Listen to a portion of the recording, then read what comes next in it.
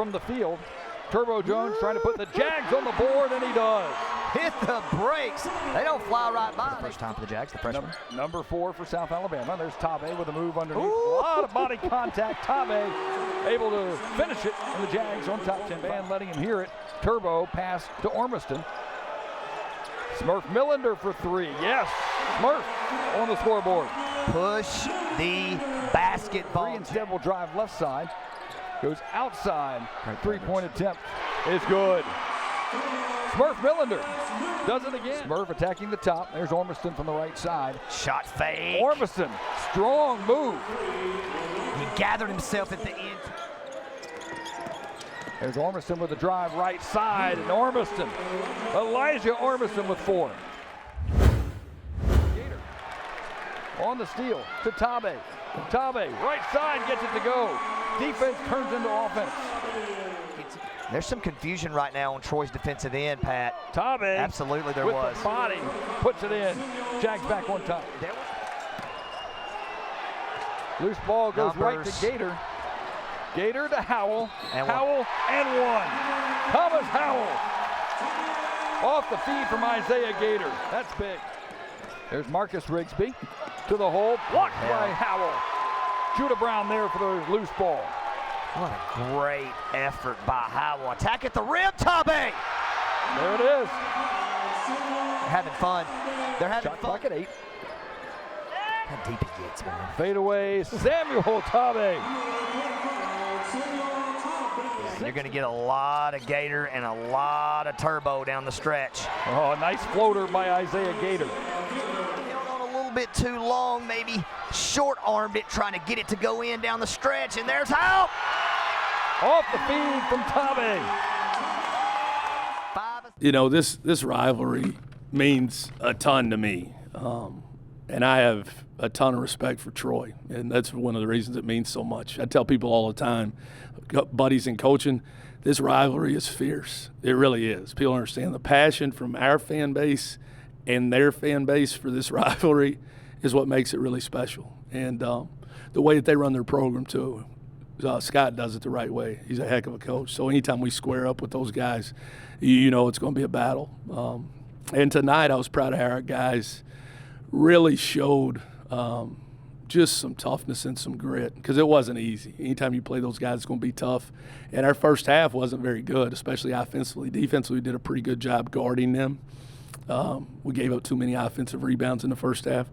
But offensively, that wasn't us. We missed a lot of close shots that we've, kind of been making. We made them on Saturday at Marshall. And their physicality bothered us. But second half, we adjusted. We shot an elite percentage, almost 54%. We did a good job of finishing more plays. I thought our guys showed some real toughness, some grit on the glass in the second half, made some tough plays, finishing through contact, playing against their pressure late. They really pressure you when they want to get after you. And we were able to finish with no timeouts. We had to use our last timeout with 4 minutes left, and it made it hard down the stretch. But our guys showed some maturity and, again, some toughness, taking care of the ball. I thought Tabe was a monster. I thought he was unbelievable. He looked like the dude that we recruited like crazy, and he's starting to look like that. He's starting to be a lot more consistent, and that's a credit how hard he's working. He lives in the gym. He really cares about it. He wants to be a good player. He wants our team to win. So I'm proud of all our guys, but the way he kind of took over the game that second half was huge, and it helped us build the lead. You talk about Tabe, also talk about Turbo and the things that he's done. Gator has no points in the first half, and Turbo's the guy that's kind of holding it together. No, there's no question. If you told me Isaiah Gator would have 0 points in the first half, I would have said we'll be digging out of a big hole that final 20 minutes. But Turbo's been shooting the ball really well off the bounce, and he's shown he can do that some throughout his career, but he's really worked on it, because I'm not a huge fan of dudes shooting threes off the bounce. I like catch and shoot threes. I like inside-out threes, but he can make them, and he's shown he can do that at a consistent level. And his leadership out there was really good. He was gassed. I mean, we had him guarding the ball. He got ball screened 1,000 times. I mean, the physicality on those ball screens. And then offensively, he was having to kind of carry the load for us. And he's just growing up. He's growing up. I told him, I took him out, second half, he got off to a rough start. I took him out, and we talked. And, 2 years ago or 3 years ago, 3.5 years ago when he first got here, when I took him out, he would not have had the resolve to come back out and do what he did and show the leadership they had. He's grown up so much. He's a special kid. And I'm proud of him. He deserves all the success that he's having because he's really grinded and tried his best to become the best player he can possibly be. You guys, this time of year, typically you start playing good ball, better ball. Let's back-to-back wins over first-place teams. Yeah, it's pretty good, man. It's a good feeling. I like that question. It's pretty good, and not only first-place teams, but really good teams. Marshall's got a good team. Troy's got a really, really good team. So to be able to beat those guys, one of them on the road and one of them here in a big-time rivalry game, it builds confidence. And our guys need that. Momentum and confidence are a powerful thing in anything you're doing, but, especially in hoops. Seeing you finish off a game, both of these games really built a lead, and then a good team like Troy, a good team like Marshall's not going to lay down, so they come back after you. And to be able to have the toughness to finish those two games off, those are the type of wins that pay off down the stretch. It's how you improve.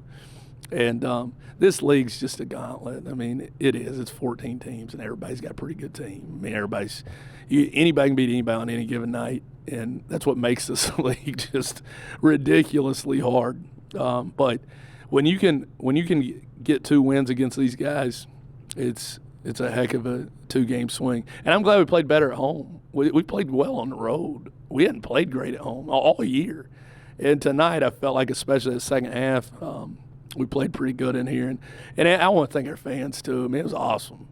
That environment was awesome. I say it every year for the Troy game. And my hope is that we gain some more fans, because there's some people that come to the Troy game that don't come every single game we have. And I hope we gain some fans. I'm thankful for our students. Our students made a huge difference. I mean, they were loud. Especially as the game went on, they got louder and louder, did a great job just kind of pushing us over the finish line. I don't know if we win without them. And then I always, because sometimes coaches forget this, I'm so appreciative of the people that are here every single one. We got people have seen every single game that I've ever coached here in 6 years. And those people sit there through the whole daggone game. Win, lose, or draw.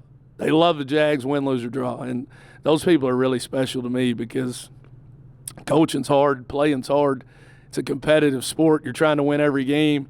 And to see people come out and support us, the consistent ones that come all the time, but also the ones that came out and helped us beat Troy tonight, I'm really appreciative. You happy you didn't have to score 90 to win? I mean, you guys played pretty good defense.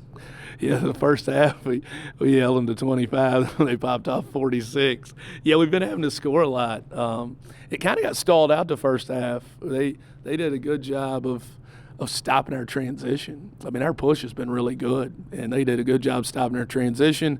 And then we did a good job of, guarding them and making things tough, so the possessions were longer, which really we want to get up and down. But it felt good to not score 90. I looked at Rock, because he coaches our defense. He's kind of like our defensive coordinator, or is our defensive coordinator. And I told him at one point in the second half, I said, dude, we got to hold them under 70. If we hold them under 70, we ain't going to win. I don't know if we're going to score much more than that. And we didn't, 71, but 74 is enough. I was really happy about how we guarded the first half. Really happy about how we guarded. Second half, we had some lapses. But we guarded well enough down the stretch to hang on. We got some key stops, and we're getting better defensively. We're getting better overall. We ain't a finished product. And in a league like this, you don't want to be a finished product in January. You want to be playing your best ball at the end. But we're definitely getting better, and our kids are putting a lot of effort into it. So it's good to see it pay off for them. Yeah, it was just our preparation as a team and our energy coming into the game. We knew we had to get this one, and our team has just been getting better every game, and we just been stacking good habits. So, I mean, it was a great win in a great environment. Love it. You've been on a pretty good heater last 4 or 5 games. Just what's been working well for you? Trusting my teammates, and my teammates trusting me as a team. And we've just been playing it as a team, sharing the ball consistently, just moving it. Once everybody gets touches, I mean, it's a good vibe. Everybody feels good, you know what I mean? So I just give all the praises to my teammates for trusting me.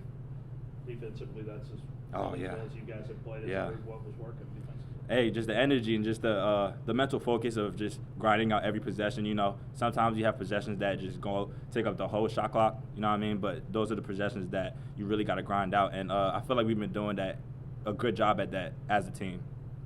You briefly mentioned it with the crowd, the energy. Yeah, How yes, fun was that? it was so fun.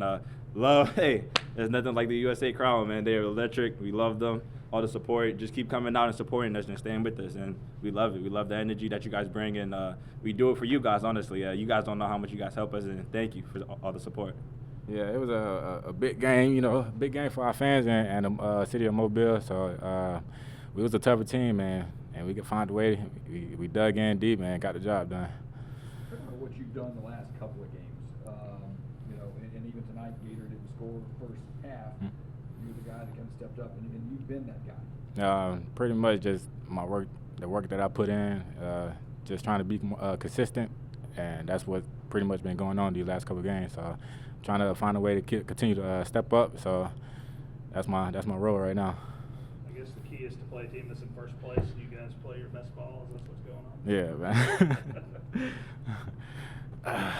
Defensively, though, this was probably one of your better games. Would you agree as a team? Mm-hmm.